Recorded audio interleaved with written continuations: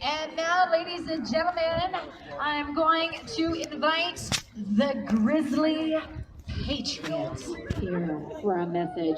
How many of you are already familiar with Mark Friesen? Oh, he's got a lot of fans here in Alberta. He came out from Saskatchewan simply to show his support. You're a hero, Pastor Tobias. Thank James you. Coates. Give Mark Friesen a warm round of applause.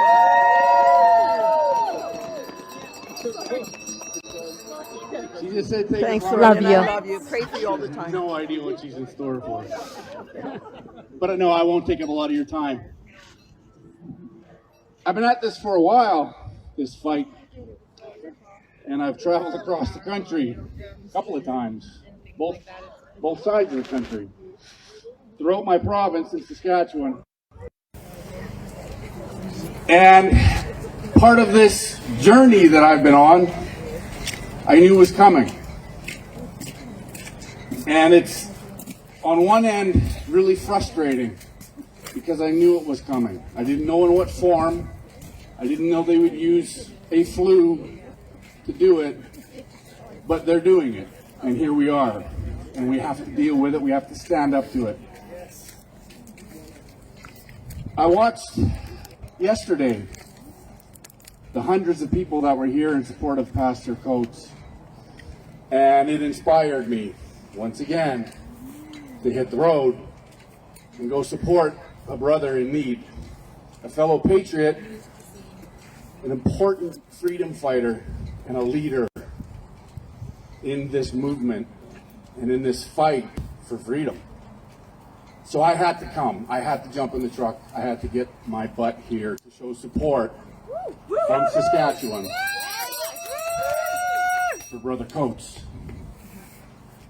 Most of you, maybe a lot of you don't know, but I spent 25 years in prison in uniform. This is my first time back after retiring 5 years ago. I didn't think my return would be in this form. Thanks, Mark. Love ya.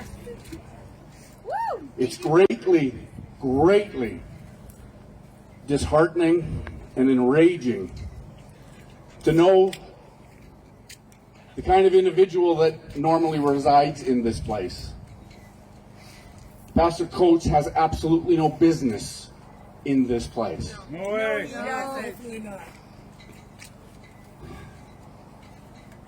I'm not a Christian. I'm not a practicing Christian.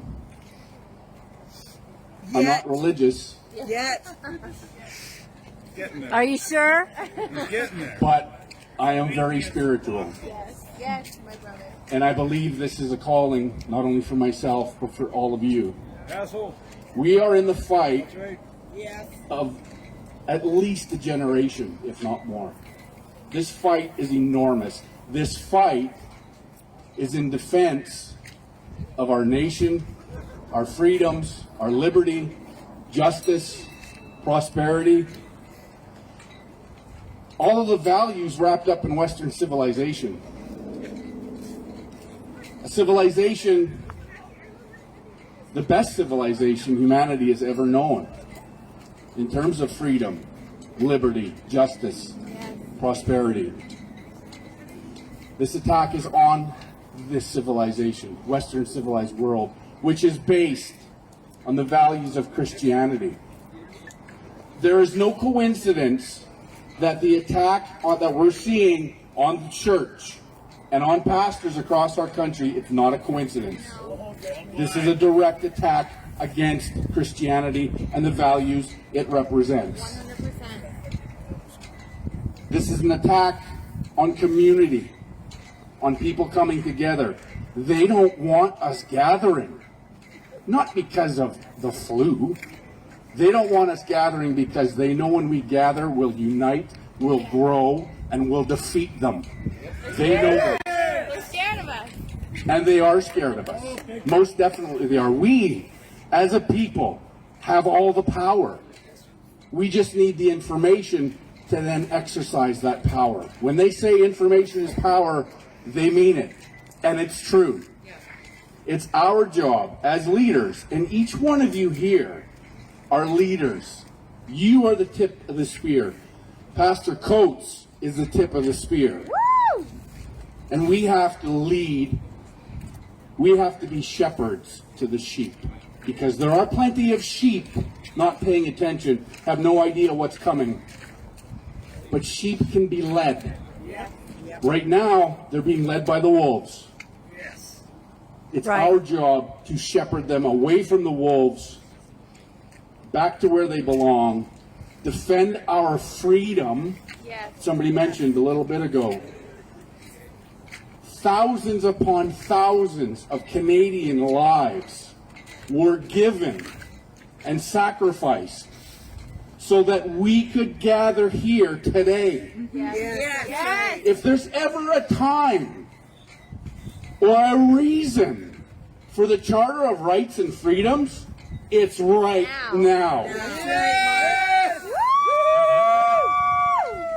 And it's up to us to exercise those rights. Those rights don't come to us because it's on a piece of paper.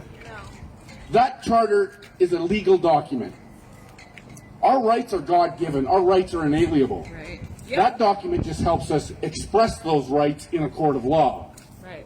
But I don't need a piece of paper to tell me I'm a free man. That's right. That's right. I don't need a government to tell me when I can be free, or when I can speak, or when I can gather, or when I can go to church. You know, sometimes in life, doing the right thing means breaking the rules, rules that should have never been put in place in the first place. That's right. Amen.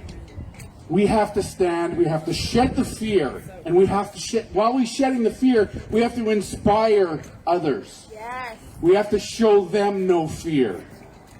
I look around today and I'm inspired just being here. I'm inspired by Laura Lynn. She's my mentor. She's my rock. Well, I love you, Mark. I love She's you, a Mark. warrior. She's been at this for a long time, but she shows no fear. Precious. Whoa, we love Pastor Archer Pulowski shows no fear. Pastor Hildebrand shows no fear. Pastor Pastor Tobias. Thiessen shows no fear.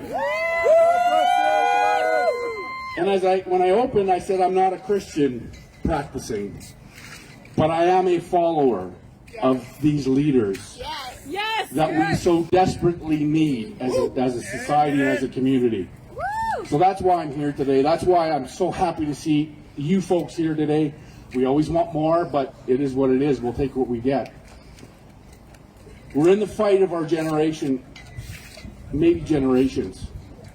And it's going to get worse before it gets better. Until we say no. Yes. Until we unite. Until we cherish, actually cherish our communities. Yep. Cherish our freedom that people before us died for. Yep. Our liberty, justice, and prosperity. Those values will unite this country because it's those values that are under attack. They need to defeat each of those values to defeat us and get what they want. We can unite on those values. Thanks.